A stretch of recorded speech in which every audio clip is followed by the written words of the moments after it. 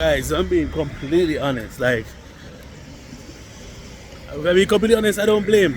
I don't actually blame the Japanese government or Kyoto, whoever, the people in charge, for banning tourists. Because, to tell the truth, other foreigners are doing way too much in Japan, fam. And they would never do some of these things they're doing in their home country. Or maybe they did, and they've thought because, they have a privilege, they can act with impunity and do things that they feel like. And it's just a fact of life. Persons come on vacation to blow off steam and enjoy themselves, whatever, but you must do it within reason.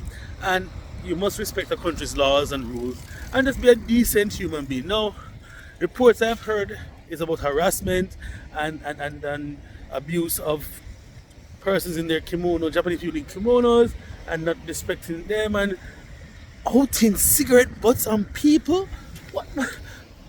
What is going on? Where have we, what have we become as a society where you can't just enjoy something? Just be normal, enjoy things the right way. And of course, I didn't have to ask what kind of friends were doing these things, right? I don't have to ask. But this will now obviously put a lot of things into context going forward, because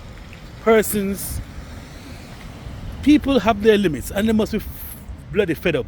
And one thing, Japan already wasn't very, very fond of foreigners. They come and spend 2 and 3 weeks and they want to leave.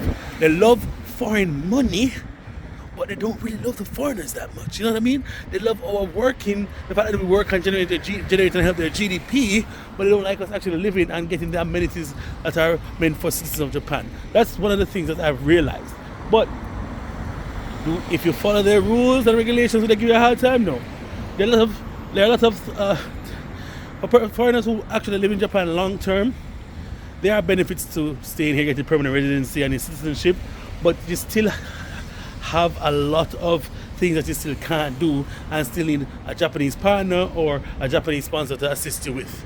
People still in 2024 can't have problems being rented to because they are foreigners. And of course, with things like that happening in Kyoto and all about the bad images for foreigners in Japan, then you fuel these stereotypes and then make it harder for the actual foreigners who are normal people doing normal things to not be able to get the normal benefits. And people say, Andre, you're a Japanese hater. I'm not a Japanese hater.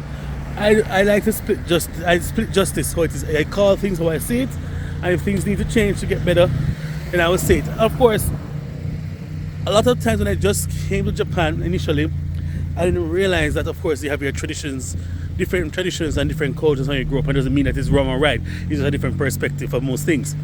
Now, if people are suffering and people are not getting the right treatment for something, then of course I want to see better. I don't want things to be better and people to do better. You understand me? But let me know in the comments down below what you think about this. It's been a video that's a long time since I done a walk and talk video. Not script, just chilling and talking to you guys. What do you think about the possible tourist ban coming in April? High tourist season. Japanese people are fed up. They are bloody fed up. Alright, peace out. Bye.